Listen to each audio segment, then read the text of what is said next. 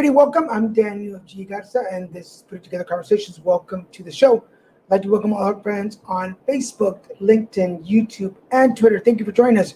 Remember, you can be part of the show. Just make sure you go into the video, post your questions, comments, and our guests can see them. If you are watching us on Facebook, you're probably watching us in any of the 4 channels, so make sure that you like this video. All of our friends on LinkedIn, you can share this too on your page if you like.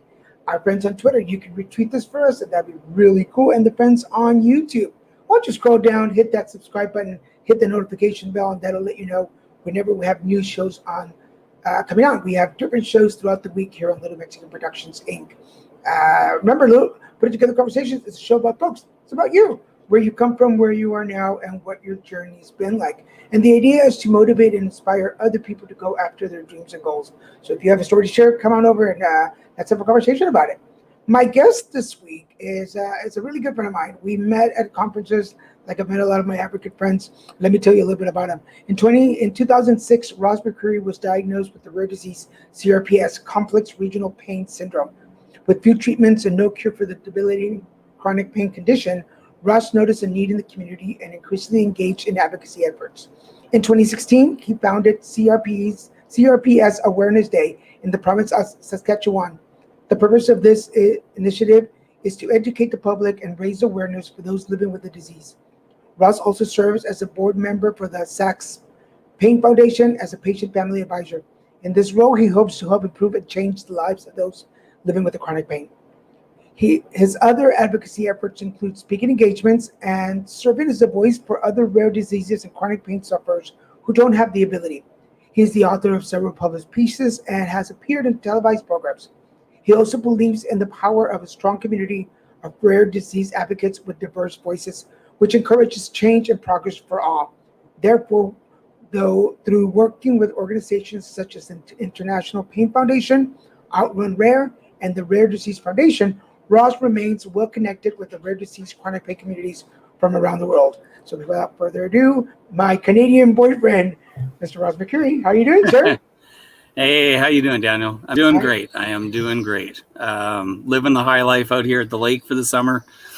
As we kind of had a little bit of I know it's tough, isn't it? You know, but you know. Say that again for the people who are really suffering. We're in the lake house?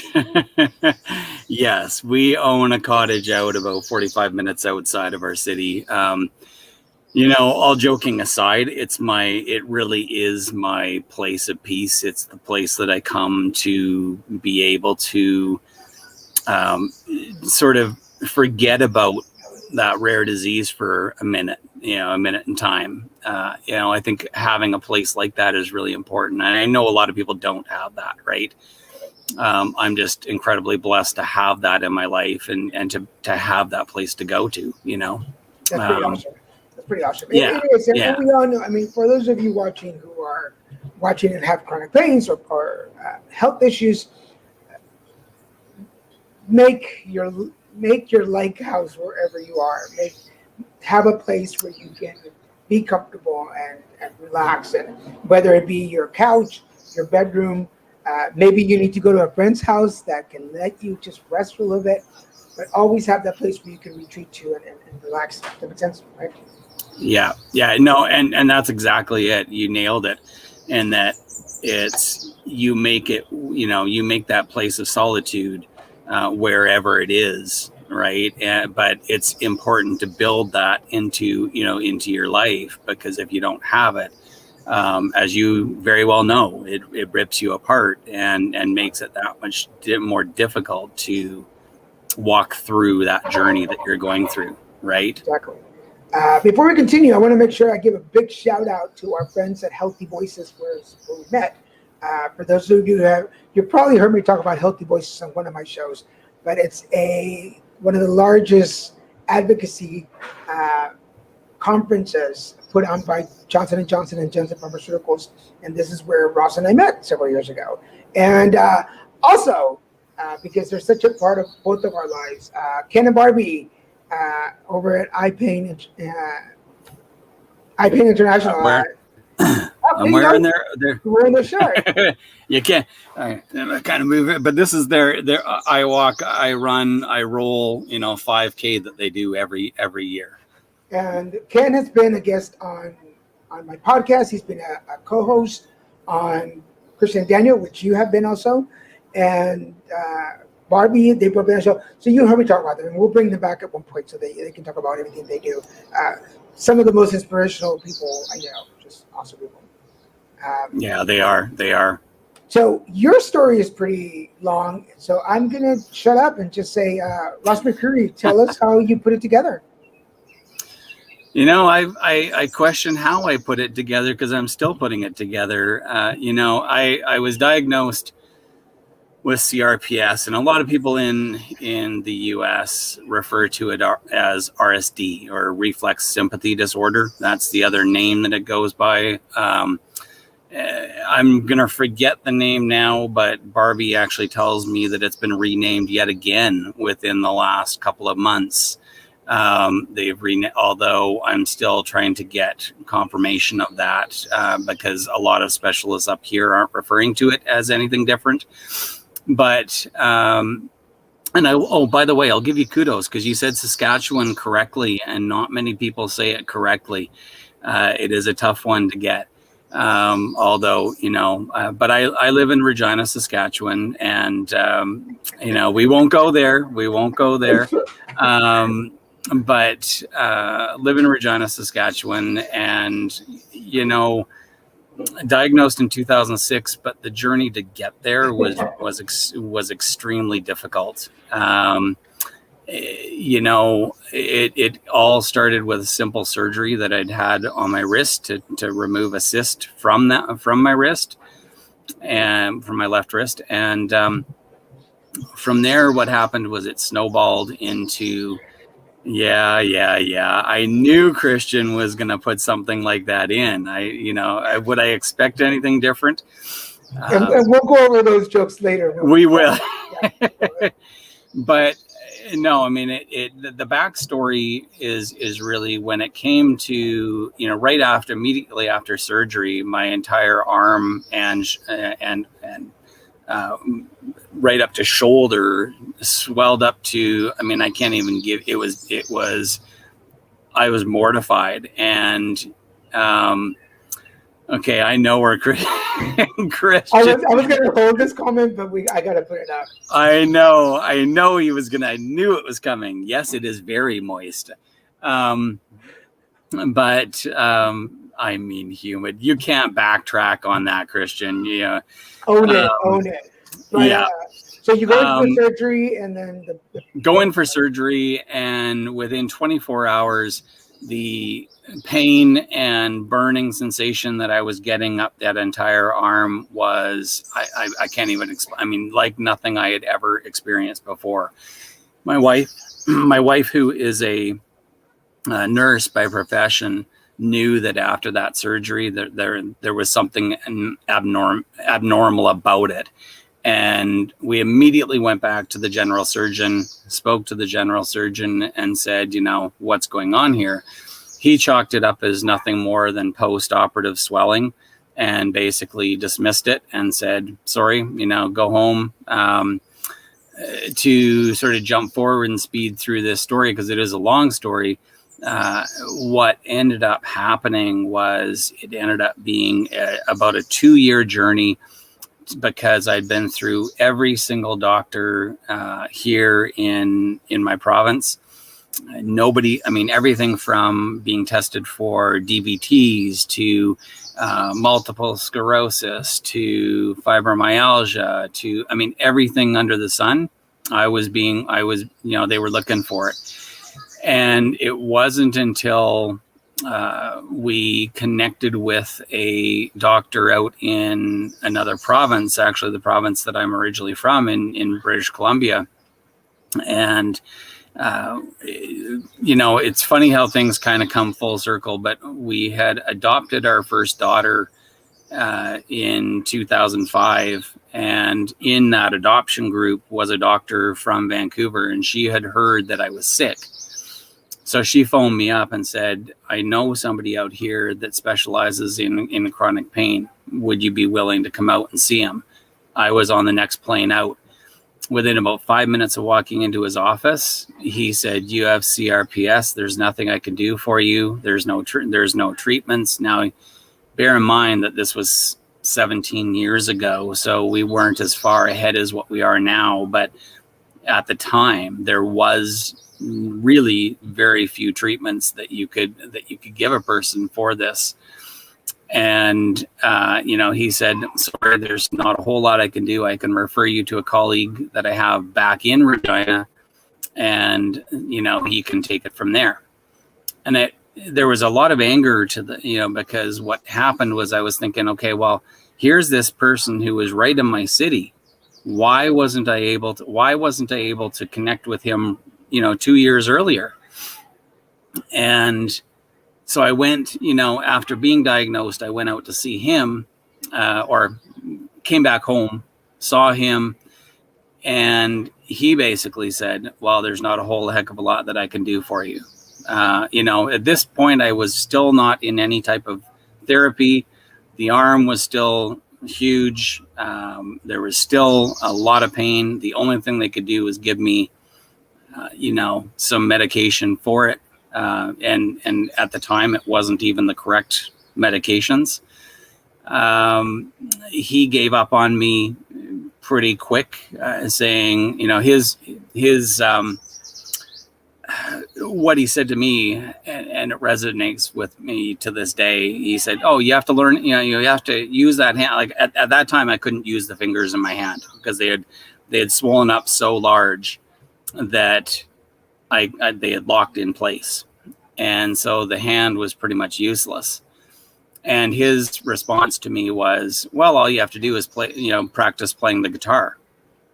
And I said, sorry, I can't move the fingers, let alone, what are you going to do for the pain? What do you like? There's all these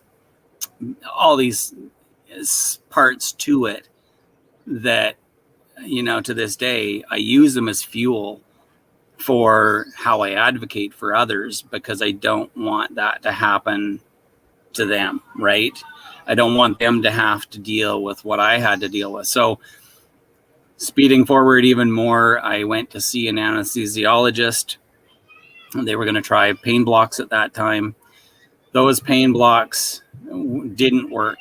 And that at that time, that was the first doctor or specialist who took any type of interest in my case. And he said, okay, I know somebody here who deals with CRPS, and I'm gonna take you to see him. And he got me in the door, and sort of the rest is history. I mean, we can go through parts of it, but the rest is kind of history in that, he was able to put me with the right specialist that I needed, who could then start building a team around me, who in turn started to get me into treatment, get me into physiotherapy, get me onto the proper pain meds that I needed to be on, and start that treatment plan that I needed, right? And, once I got that team built around me, mentally I was in a much better place as well. But it was too late for my hand, because with a CRPS patient, what we're finding is that you need to get a person into treatment or into physiotherapy within about the first 6 months. If you can get them into treatment within the first 6 months, then you have a much better chance at reversing a lot of those symptoms that come with the disease. And that was my issue, was that, 2 years had gone by, and to try and turn there's all kinds of issues now with that hand that are no longer issues that are as a result of the disease itself. It's it's what's actually the things that have happened internally to the hand, that have caused a lot of issues. So that is kind of the backstory to how I got diagnosed and how I got into treatment. Gotcha. So I want to remind everybody you're watching Put It Together Conversations. My name is Daniel G. Garza. My guest today is chronic pain advocate Ross McCreery, and we're talking about CRPS, being diagnosed, and doctors who are dismissive and don't believe you sometimes. And I think that's one of the hard things. I think for a lot of us who suffer from chronic pains or the invisible illnesses or the invisible disabilities, is getting that one doctor who's willing to pull on that one little thread and start noticing what's going on with you. Because I feel like the way that I see it is like having a roll of tape, of that clear tape, and you're trying to find the edge to like get to it. Yep. And then once you do, you can use it. And I feel like a lot of doctors just don't take the time or the effort to find that edge. Yeah. And rather just dismiss you and then go for that effort. And something you were talking about, the peace of mind. I talk about this in my spiritual work. It's body, mind, and spirit. Is when nobody believes you, you start. At least I start to think like, like, am I really making this up, or is my body? Well, you lose hope. To me? Yeah, and then your body starts. You lose hope.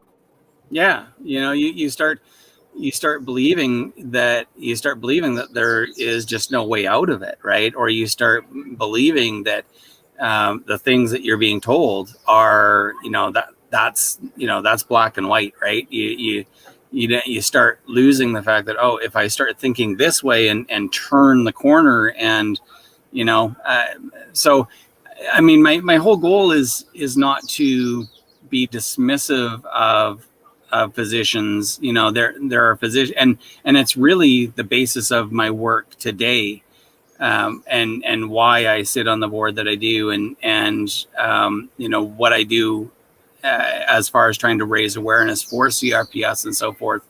It's when you have, it's education, right? It's teaching those physicians and because what I try to do is I try to see it from their point of view, in that if they're not educated on it or are unaware of that rare disease, then how do you fault them, right?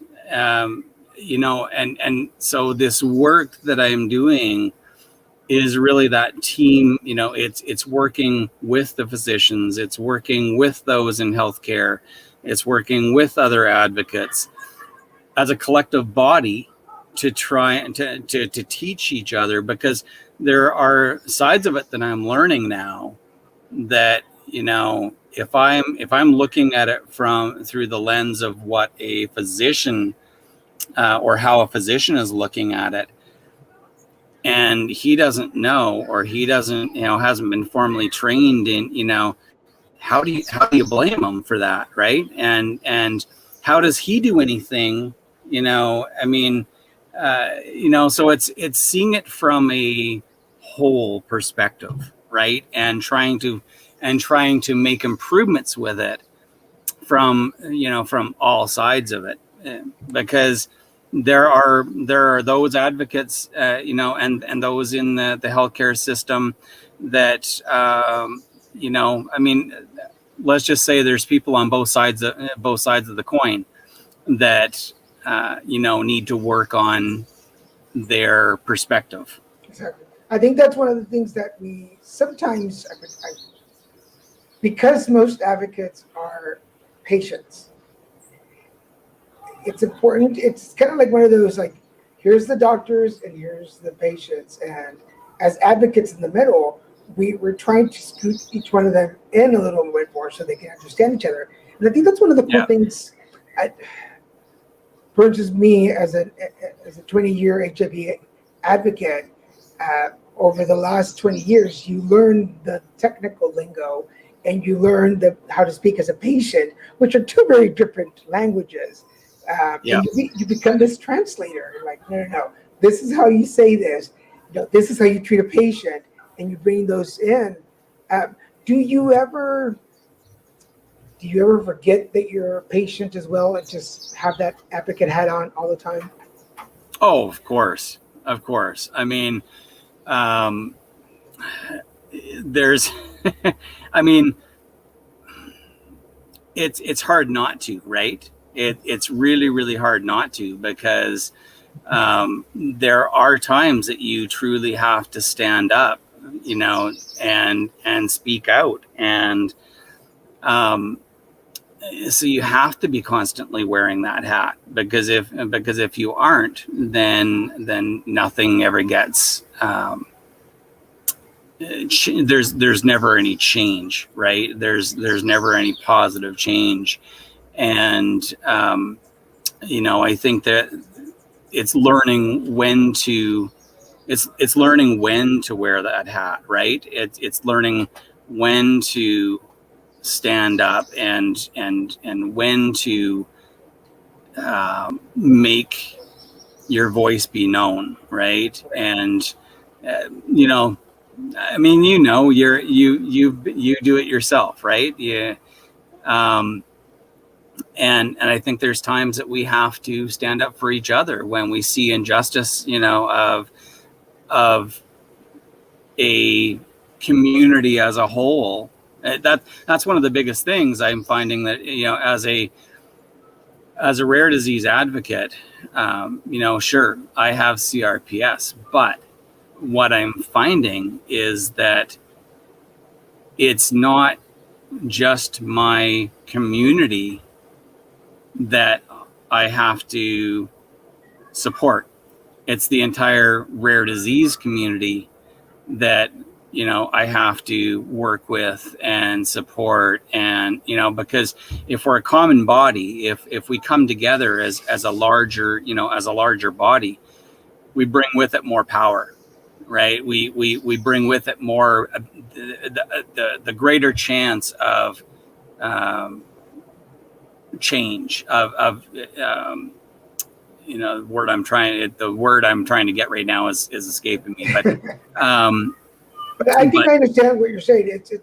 That's why I speak so highly of conferences like Healthy Voices, where the opportunity to bring in advocates from across the board, different diagnoses and ailments and health issues, we come together and we could just sit at a table, and right. And instead of saying, "Oh no, you have that, I have this," it's like, this is everything I have. Yep. Because it's not just one diagnosis. We all have. Right. Once you pull on that little piece of tape, you start realizing everything that's involved. Yeah. But then you can overlap with somebody else and go, dude, like you and I have had late night conversations where it's like, I get where you're coming from, because I'm feeling it too. And yes, sometimes they can become little bitch sessions because you need it. And sometimes we all need to just vent for a little bit. But that's how we learn, don't you think? Yeah. Well, and it was funny because the first time I went to Healthy Voices, I just remember it was like somebody had, it was like somebody had flipped a switch, right?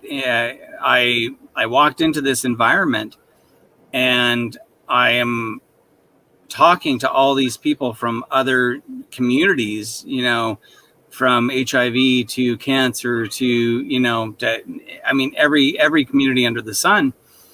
And I started saying to myself, man, this isn't just about CRPS. Like we're all the same. We're all this, like all the symptoms that we deal with, although there are different symptoms within different diseases or conditions, but a lot of what goes on, the mental health issues, and a lot of those things are all common. And so I walked away from that conference that first time saying, man, this is like, it's so great to have this body of people from all over, and from different communities who have this collective, who have the ability to support you, advocate with you, and do all these, it's all one common. It's all you know what I'm saying. Yeah. It's a really good opportunity for those of you who are listening or watching. If you ever get the opportunity to go to a advocacy or patient-led conference, I can't, like, please go. Like, I don't know how else to say, please go. First Yeah. of all, it'll teach you how to take ownership of your diagnosis, which Yeah. is which sometimes the doctors, the health professionals, they own it for a while because they're the specialists. But the moment that I was able, just like Ross said right now, like the moment I was able to sit with other patients, other advocates, and go, wait a minute, what do you do?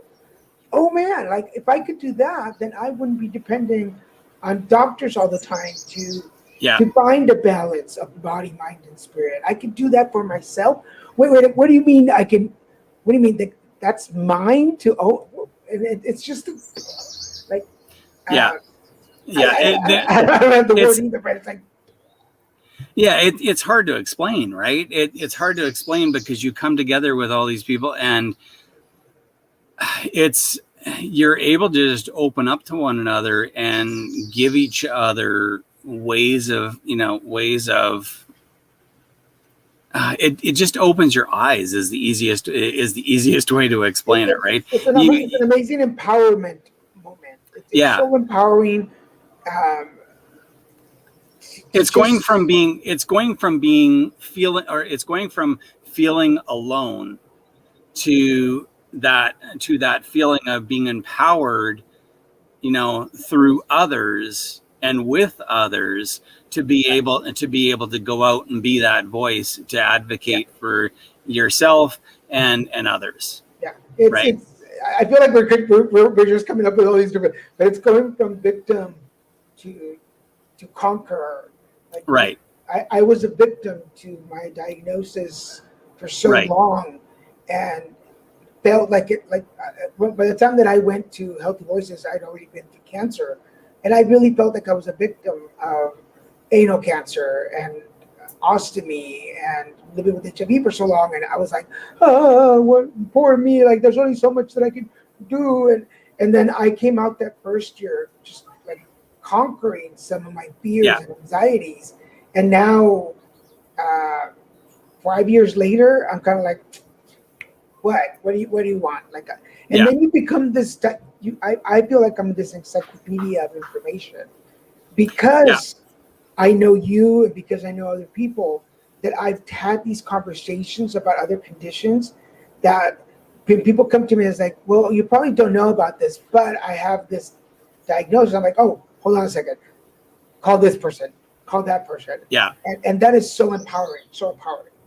Yeah, no, it is. And it makes, even with my most recent diagnosis with cancer, it makes, handling that diagnosis so much easier. Right. It's weird because, because I look at, my first diagnosis 17 years ago, and that one I really struggled with.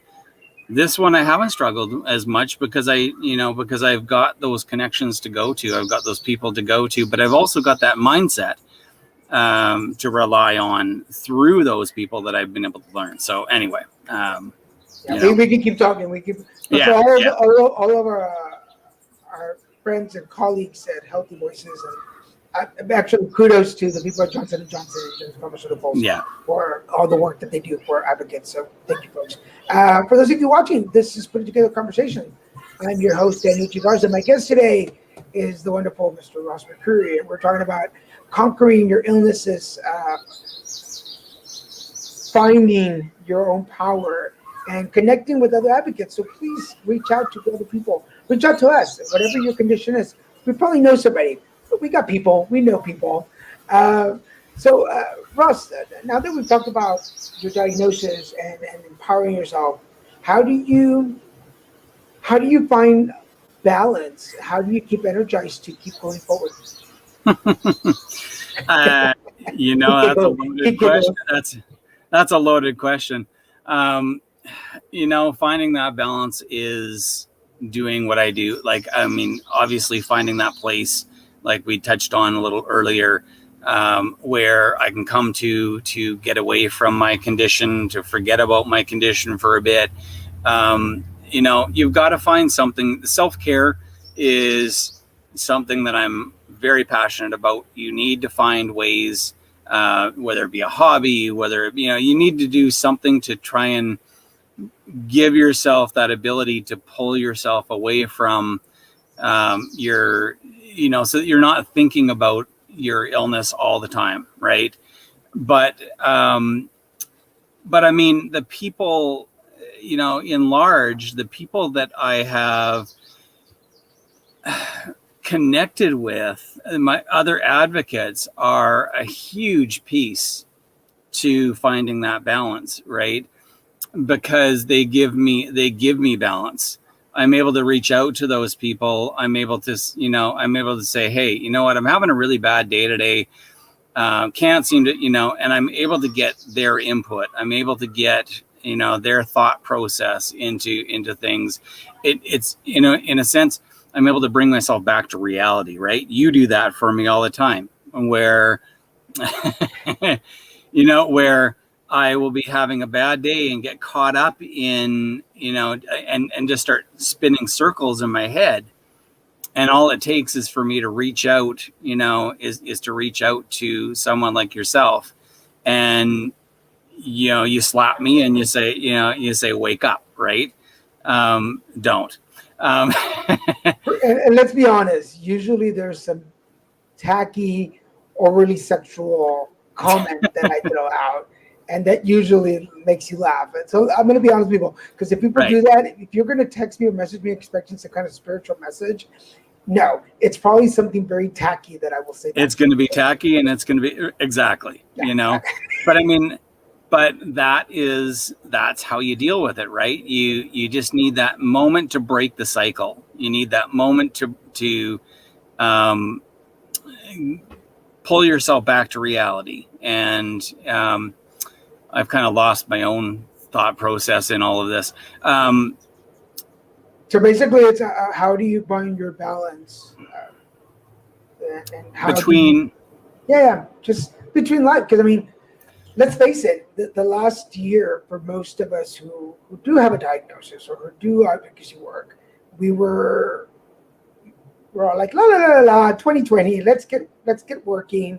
We were all getting ready to go to Healthy Voices for 2020 when suddenly the pandemic came and everything stopped. And I think, for instance, for me, my mind, not just advocacy, but everything else, I had to reach out to my fellows and go, how are you managing this? What are you going to do? And then how do I keep my body active, which I'm not a very active person as it is. And then how do I keep my spirit uplifted? And it was sometimes, I'm horrible at reaching out to people when I'm in a bad mood, but learning how to fill my spirit up by reaching out to people when I needed it. Yeah, and I think that's the big thing, is reaching out when you need it, right?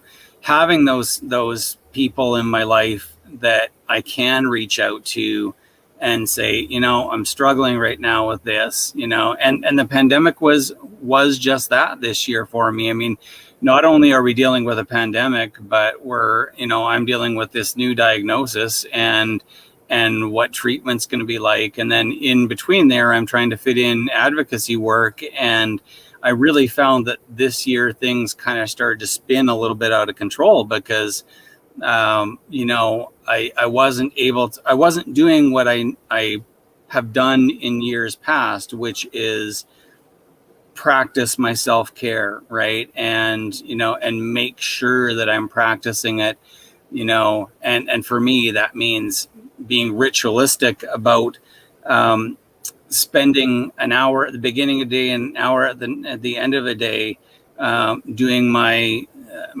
breathing and my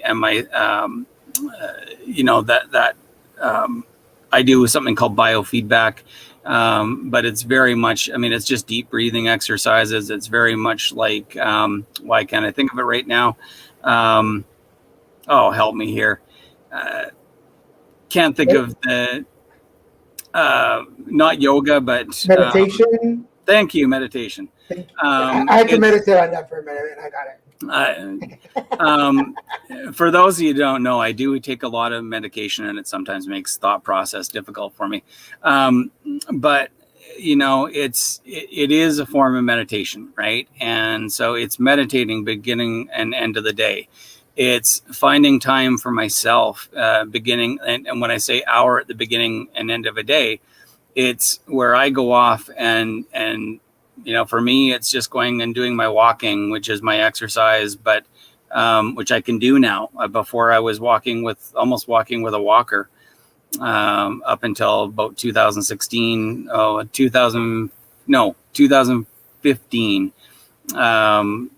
Before I could regain my walking, because I had the disease is in pretty much the left side of my body now, and along with my neck and back. And it's finding that hour at the beginning and end of the day to just be on my own and to really kind of focus on my own thoughts, right? I think that's something that's really important. It's reaching out to those friends who can give you clarity and tell you, you know what, you're taking too much on right now. You're, like what you'll do with me, where you'll say, just take the day off, clear the slate today. Don't think about, look into yourself, right? That's how I achieve balance with my advocacy work that I do. It's interesting, something you just said, because this whole week, I for those of you that follow me know I do a TikTok show in the mornings, Monday to Friday, and this week I didn't do it all week, and it completely threw my balance off. Like I'm not one to say that I'm bored regularly, and this week I felt bored, but it was mainly because I didn't do that thing in the morning that I do every day. I didn't have my oatmeal in the morning like I do every day. Yeah. I didn't take that little time for myself like I do every day. And it really does turn everything upside down, which is something that I found consistent in a lot of advocates. We have certain things in our day that are like, I take my medications at this hour. I do this at this hour, because that the rest of the time can be a little chaotic. We need that break in our day to be like, this is mine. This is my time. Does that make sense?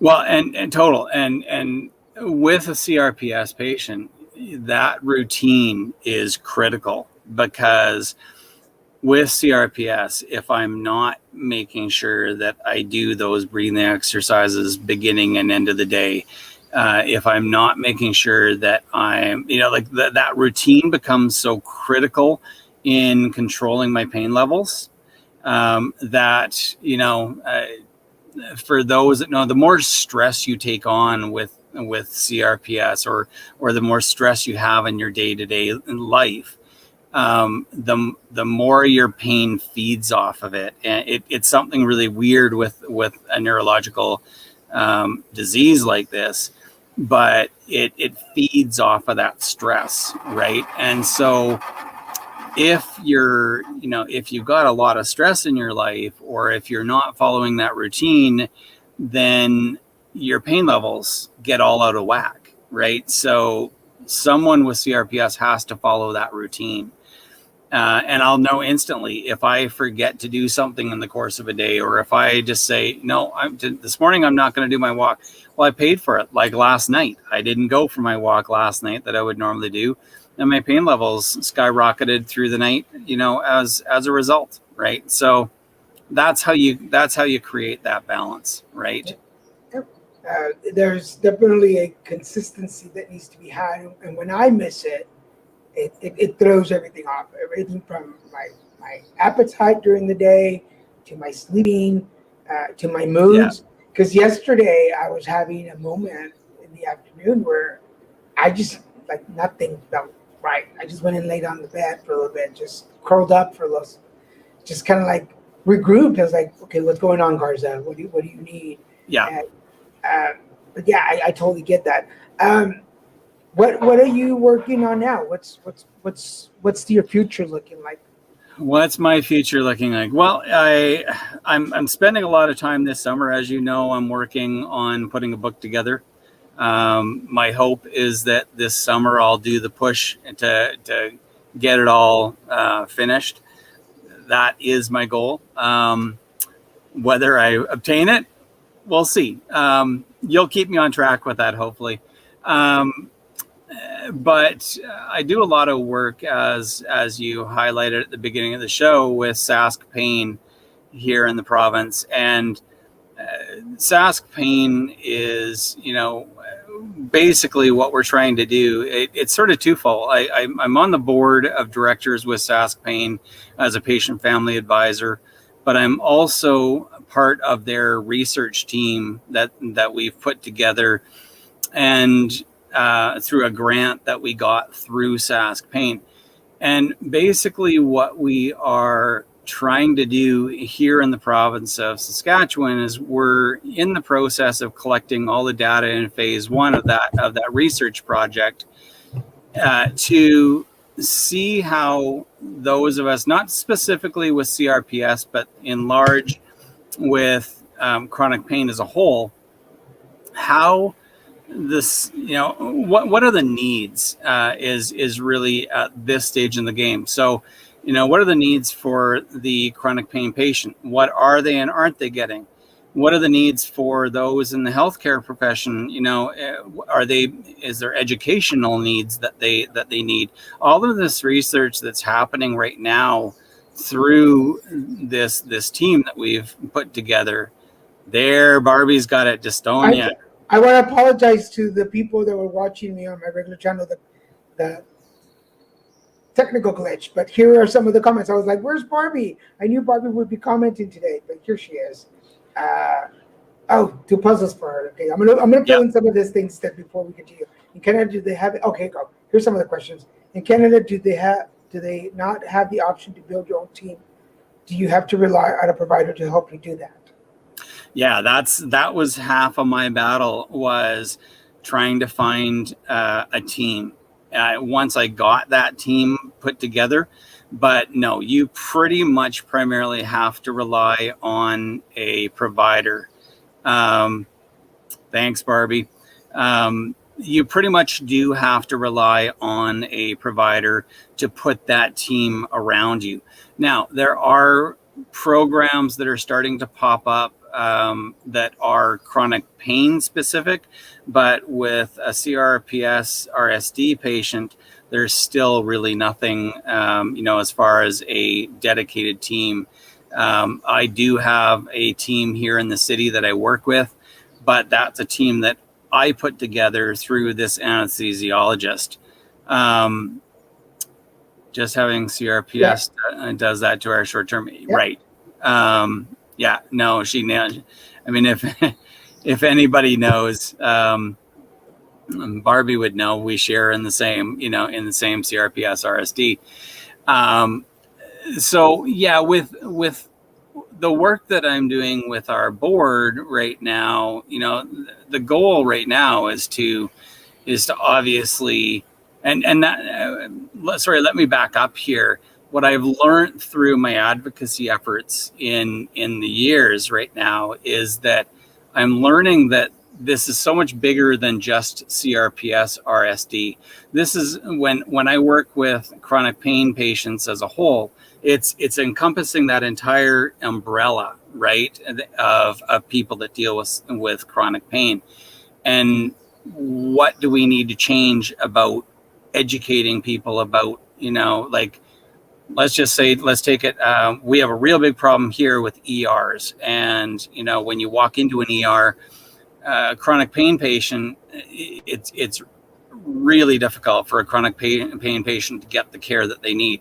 So one of the focuses that needs to happen is education for our ER departments, and our ER departments to understand that they have to assess a chronic pain patient a whole different way. And there's different needs that need to come with it. So that is kind of some of the work that I'm doing here in our province, because I see the need. Why did I have to travel 2 provinces over to get a diagnosis. Why can't I get that diagnosis? It's starting to come here, but it's not. But it's it's few and far between that are being diagnosed correctly, right? So it's that educational piece. It's that what do we need piece. Those are the things that I'm really working on, and so through my CRPS Awareness Day that I've started here in the province, I try to teach a lot of that. I try to bring not only the patient, but I try to bring the doctor and the specialist to those events. I try to bring the government, leaders to those. So maybe this question will connect to what you're talking about. How does living in a socialized medicine country affect your work? Does it detract or support? I would say right now we're in between detracting and supporting. I really would, because I see aspects of it changing. I see in the last probably 5 years, probably about the last 5 years, I've seen people wake up. It's like that for CRA here in the U.S. It took them 3 states to get it right, and 43 professionals. That's exactly. I mean, anybody that has CRPS RSD would be able to relate to what Barbie's saying there, because there isn't enough awareness, and and I've seen the improvements too. It's starting to come. The one thing I do want to say that's really impacted us this year with COVID is that, and especially here in Canada, is that with CRPS or any rare disease awareness and education that was going on, there was funding that was starting to come. Well, with COVID now happening and what our government here in Canada has given out in research or in dollars, now it's set us backwards, because we're $350 billion in debt as a country, and through COVID relief that's been put out just this year alone, and don't mark those numbers, but it's around that figure. So do you think we're going to get much in the way of research dollars for rare disease? It's going to be few and far between, right? Anyway, that's kind of some of the stuff that I'm working on here. I like to put my hand in a couple of different pies, and don't even go there. I know, I can tell by those eyes. Look, I was just look. So before we continue, because we have another question on the board. Yeah. Before I ask that, I want to remind everybody you're watching Put It Together Conversations. I'm your host, Daniel G. Garza. My guest today is Ross McCreery, and we're talking about advocacy and taking charge of your diagnosis and why sometimes things just don't work out. Before we continue with the other question, this is about the point where I ask my guests for some words of wisdom. So, Ross McCreery, what words of wisdom do you have for the audience? Words of wisdom. I will say, in Barbie's spirit, don't give up hope. There is always hope, and don't give up on finding on finding that diagnosis.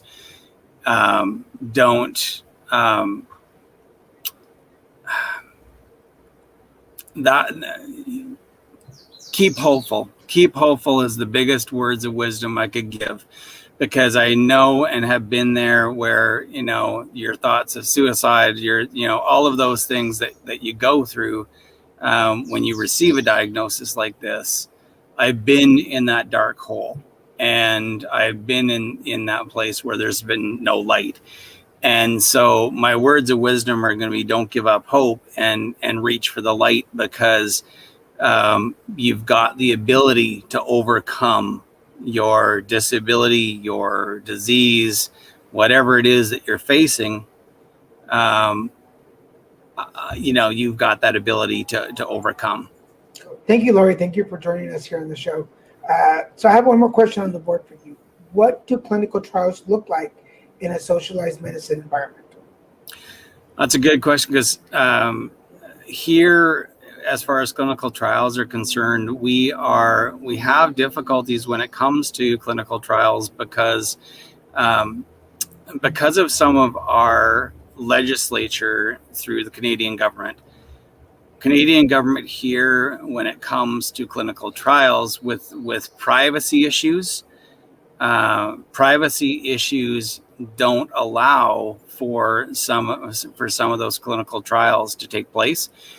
There are some of those there's no strict regulations around reporting for clinical trials. There's a lot of issue with clinical trials here, and so it's something that, again, we need to see if we could see more clinical trials happening here, but that's not going to happen unless we change legislation. So speaking about clinical trials, do clinical trials that happen in other countries, can you use that information for y'all? Are you able to do that, or does it not?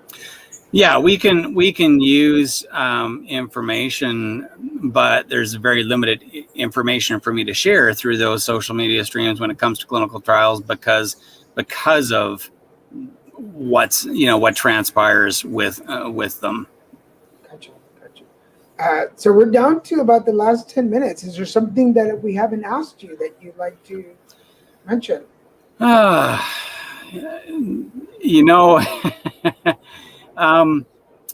I mean, I'm incredibly grateful for our friendship and what you've done to help me along in my advocacy work. Barbie that's listening, I'm incredibly grateful for the people that I've been surrounded by that have helped me lift up not only my advocacy efforts, but just my mindset of how I deal with my disease. The one thing I will bring up is that people can also reach me through social media. They can reach me through painfullyoptimistic.com. I don't know if you have that link. But Ross at painfullyoptimistic.com is how people can get a hold of me.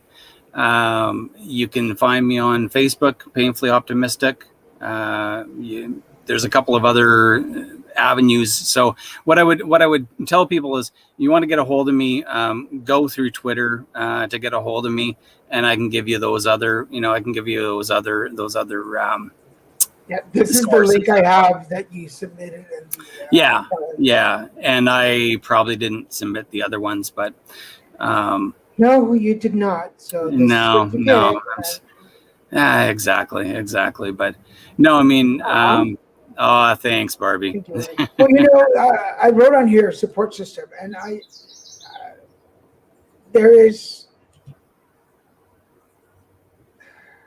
don't know how to say this without getting a little bit just choked up, but I had a support system for a long time, and these were like my doctors, my healthcare providers, and people like that, and a couple of people from support groups. But as I got older and I really got involved at this level of advocacy work, because I thought I was a good advocate until I met other advocates, and I know Barbie's gonna hate it when I say this because I'm always like in this sibling rivalry competition, like, what is Ross doing? What is Barbie doing? What is Ken doing? Like, and so many other people, Anne Marie and Michelle, and all these other folks that all the people with Positively Fearless.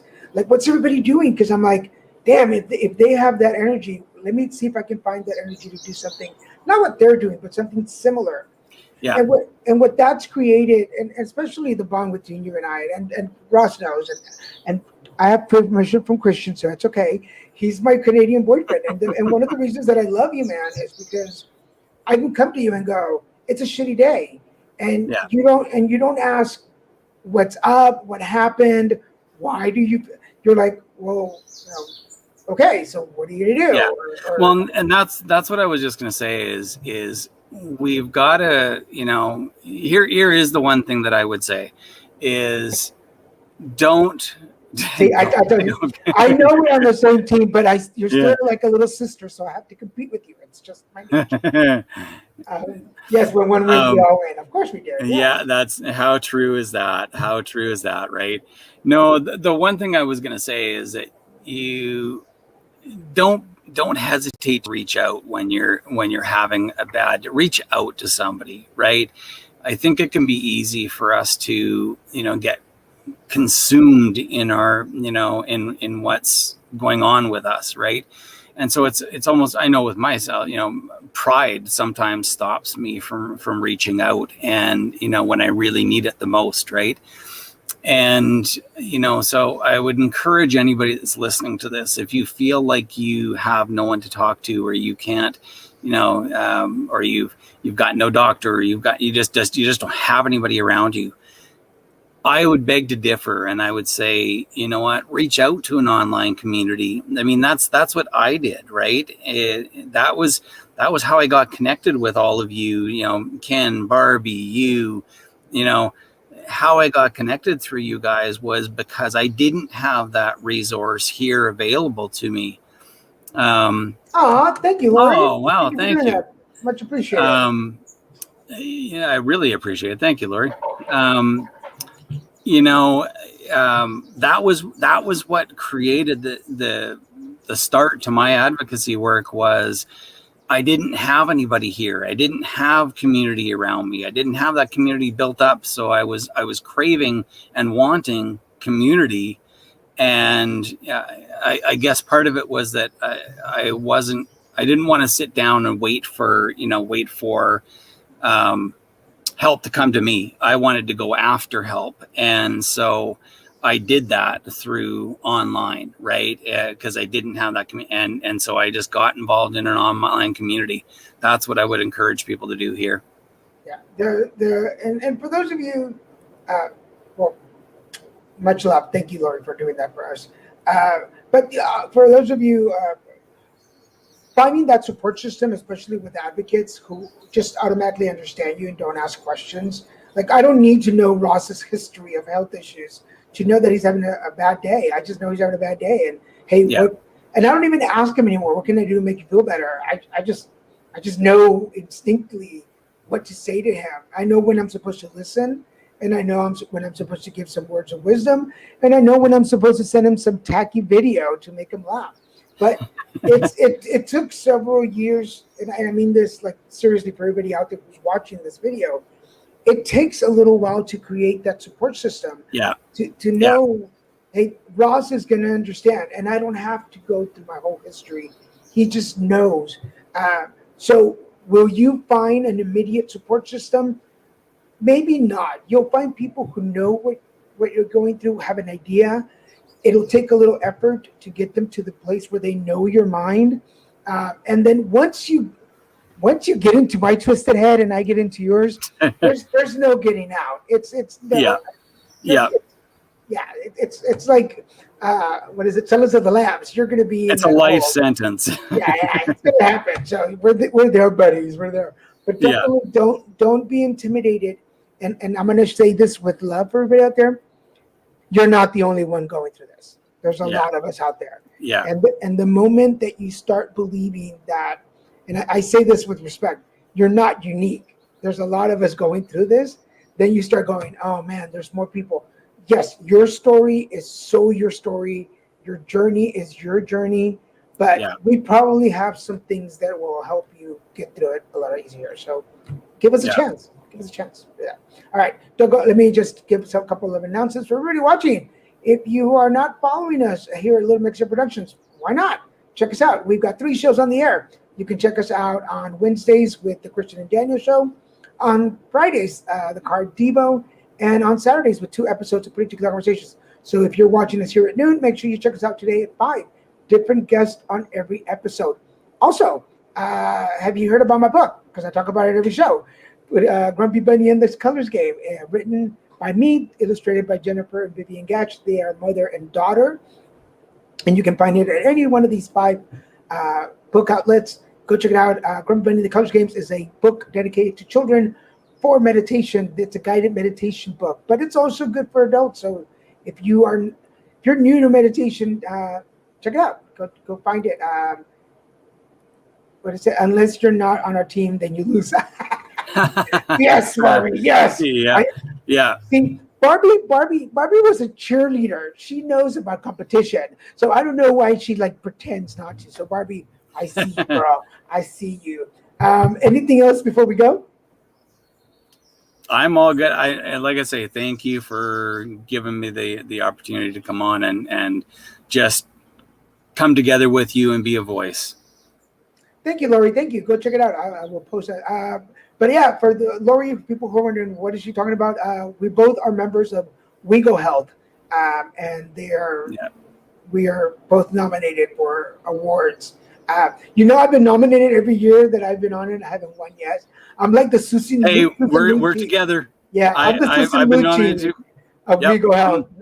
but you know what?